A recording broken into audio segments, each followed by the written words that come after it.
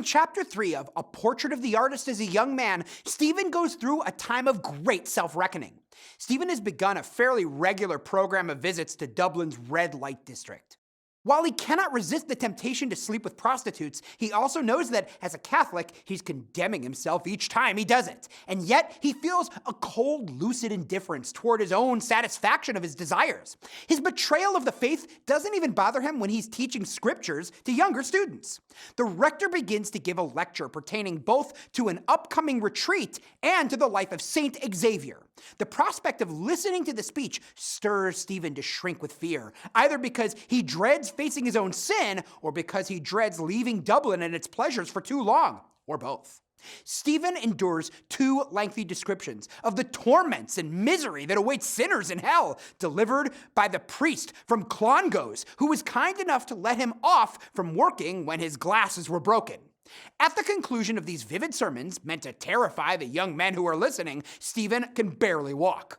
As soon as he regains his composure, but not before he has a nightmarish vision of what hell might be like, a vast barren plain populated by half-goat, half-human figures, Stephen confesses. He seeks out a church more anonymous than his school to make this confession, and then completes his penance. The next morning, the world seems reborn as clean and pure.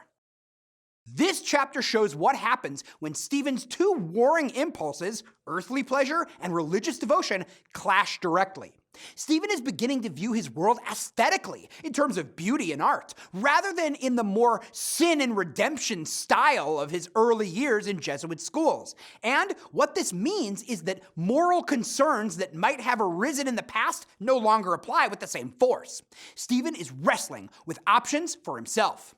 Throughout the process, his imagination remains vibrant, and when he imagines hell, or when he imagines marrying one of his ever-distant amours, the artistic part of his personality is intact, but it struggles against his more intellectual impulses towards the safety of the priesthood.